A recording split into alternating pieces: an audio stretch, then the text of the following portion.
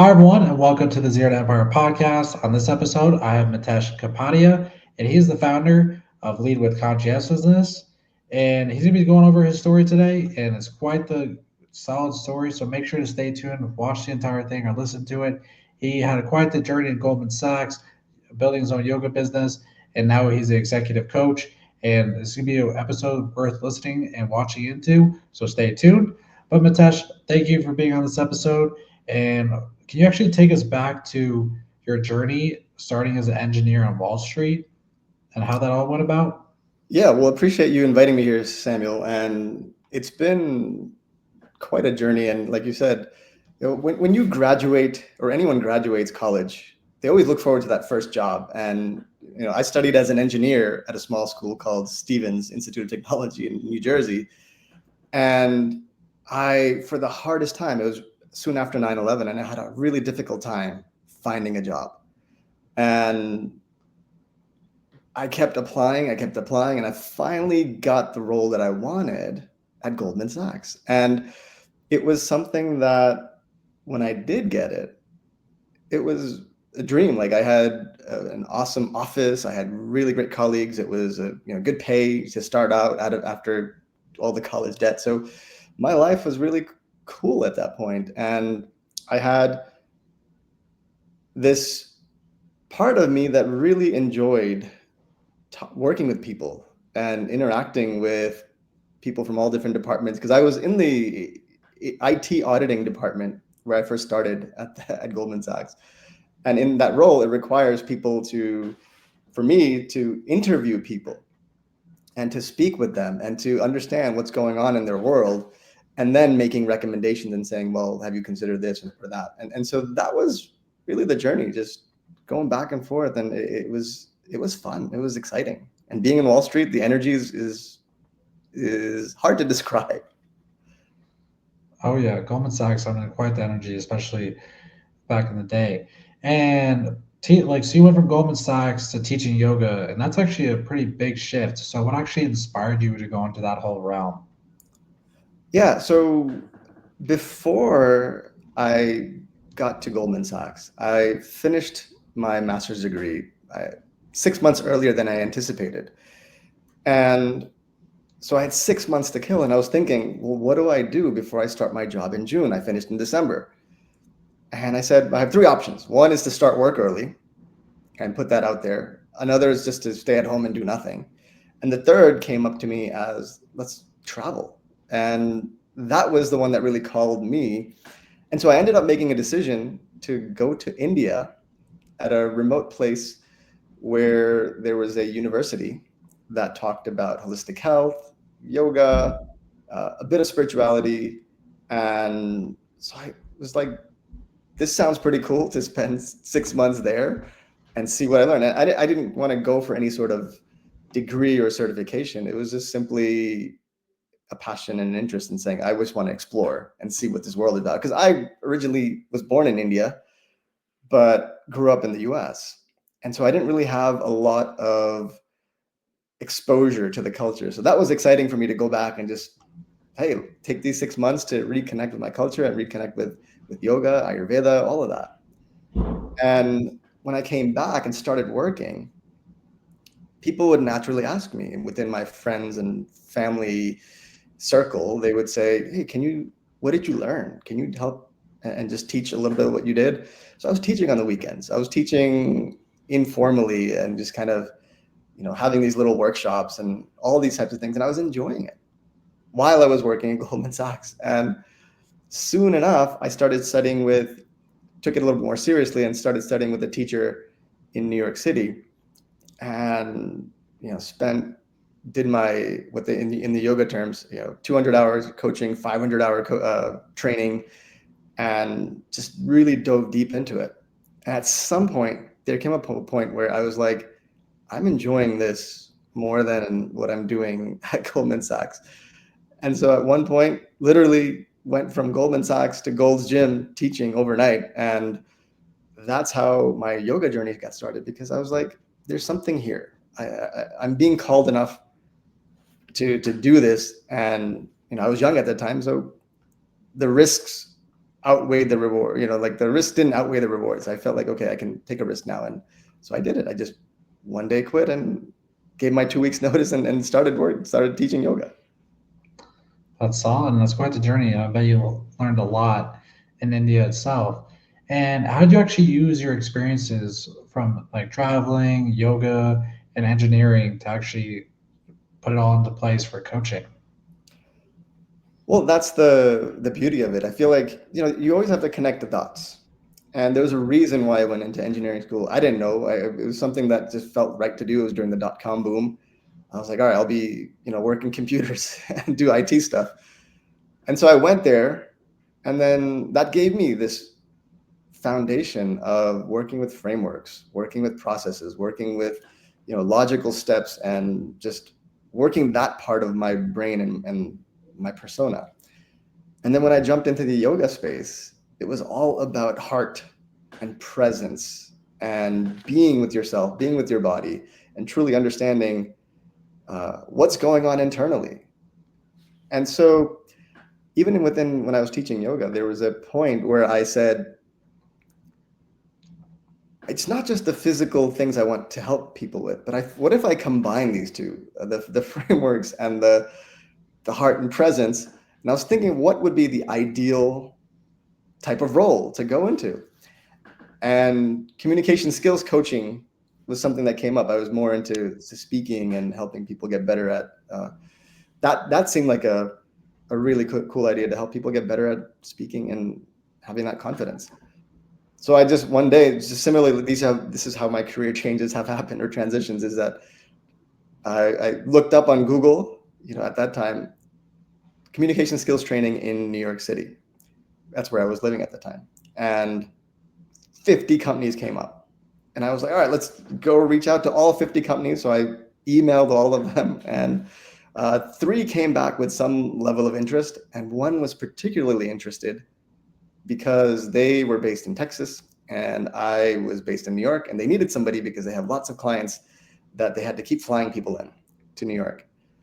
And that's how my training and coaching experience got started, because I had the background of being in front of audiences, leading classes, leading sessions. It was just a different audience, and that's all I needed to do is transfer that skill set to this new audience, and that's how I got kicked off. That's solid, and that's great that you're shot a lot of emails, and one of them like people came back. Obviously, if you never shoot your shot, you'll never know how far you can go. And when it actually comes to your company, lead with conscientiousness, what does that actually mean to you, and why that name? Yeah, that came about because I wanted to touch on leadership as I noticed people getting better at their communication skills. There was still more than just communication. In order to grow your career, rise up the ranks, there was the other element of how you lead yourself, how you're able to, even leading yourself before you lead other people, how you're able to be aware of all the things that go on internally that are holding you back, the resistances, the guilt, the doubt, the shame, sometimes the imposter syndrome. And so the word consciousness came to the forefront because consciousness is really your awareness of you, of what's going on internally. So take, for example, if I'm in a situation sitting in a boardroom with a bunch of managers and leadership team, my awareness of why am I feeling shy at this point? Why am I not wanting to speak up? Why am I wanting to shrink rather than show up in my presence? And that word consciousness kept coming because it is your ability to know that. You can't fix something that you don't know is a problem. And this consciousness is really your ability to pinpoint, yes, there is something that is creating these blocks for me. So then we take the steps to then, once that consciousness is there, then you raise that consciousness. And it's like the idea of if you are thinking and living in this level of the problem, you'll never get to a solution. You have to kind of raise yourself, raise your consciousness in order to see the level of the solution so that you can solve that problem. So That's another thing that I touch on a lot with people, is that if you keep focusing on the problem just persists. But then elevating yourself, see your own life from a 40,000-foot view, and from that point, you can start to see the solutions playing out for themselves, and then they come quite intuitively and powerfully. Yeah, that makes sense. And it's really cool that you came up with that name as a byproduct of all of that. And what would you actually say is like your average, like your customers usually problem or traits that they're dealing with right now that would make them perfect for your coaching help? Yeah, and the big thing that comes up over and over again, these are the folks that really resonate, and I resonate with, is the folks that have a tough time being visible in their organization. And what I mean by this is that they're brilliant. I work with folks in Silicon Valley, people who've done great things in terms of their education, their career, but at some point, it's hard for them to make that leap because, as you start getting up into the ranks, everybody is smart, everybody is brilliant, and the challenge that they have is that they're not able to communicate and show that brilliance to their audience or to their management team or whoever that is. And that's the leap I help people make through the coaching process is, all right, you have a visibility issue, your communication is great, but there's also a model, a framework that I work through is I call it the CEO framework, where C stands for clarity of vision, being clear as to where do you want to take yourself in your career. The E stands for executive presence and execution, which is really about how you show up when you have to say something or when you have the opportunity to be in front of people, or even just showing up in your presence without saying a word. Can you hold that presence? And then execution around what you need to create for yourself. And then lastly, the O stands for opportunity creation, which is building a network, connecting with people. Nobody gets promoted or nobody moves up within their organization, as a solo person. You have people who advocate for you. You have people who recommend you. You have people who start to call you into meetings, high stakes meetings, because they trust you and they see a track record. And so you want to start to build those connections. And that's where the CEO framework comes in. And like I said, I was just working on the communication, a little bit of the presence part before. But what I start to realize is that there's more to play in career growth. And these are the top three things I find. And of course, there's more that goes underneath it that can build as well. Yes, that's so great to hear. And thank you for sharing that. And what would you say is one of your client success stories that sticks with you emotionally thus so far? Yeah, I mean, I've gotten a chance to work with some amazing people. And I always see that as a gift, because not the gift that I'm offering, but the gift that they came into my life to co-create this experience where I can support them and really help them see the best version of themselves. And so one person, uh, she came to me one day and said, I just started this new role. I am absolutely miserable. I'm frustrated. I'm putting in 12, 15 hours a day, and it's not fulfilling. And I feel like I'm about to just break down and have this mental breakdown that I'll need to take a pause. But the beauty of it is that she was willing to step into growth. And what I mean by this is that willing to take a look at herself, that consciousness, that awareness of what's going on. And so we started working together. And within the first few months, I would say 2 to 3 months, her relationship with her manager dramatically improved. She was able to set boundaries and not have to put in 12 hours, 15 hours just to prove that she's working hard. But she was able to do more in less time because she was taking ownership of herself, and she was, you know, admiring herself, admiring her work. And but when you do that, when you step into that idea of appreciating yourself, validating yourself, all of a sudden things become easier. Now, it's not like you're lifting this heavy weight every single time. And so that happened within the first couple of months. And then, she was able to make requests and saying, hey, well, it would be great to have a report, or, to have somebody report to me. And so she was able to do that and create that for herself. And then eventually she set herself up so well that she was able to make a jump to a different company where her title went up. She jumped 2 titles ahead because of the leadership experience that she had gotten from the previous role, and her salary went up about 20%.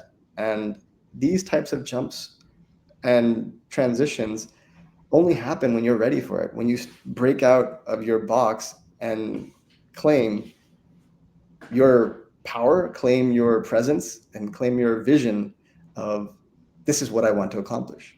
And it didn't happen overnight, but within a year, I think just over a year, she was into a different company, and it all worked out for her, and she's enjoying it. That's solid, and that's awesome that she was able to use those skills, make the most of it, and now she's absolutely killing it. And what would you say most professionals get wrong about leadership visibility?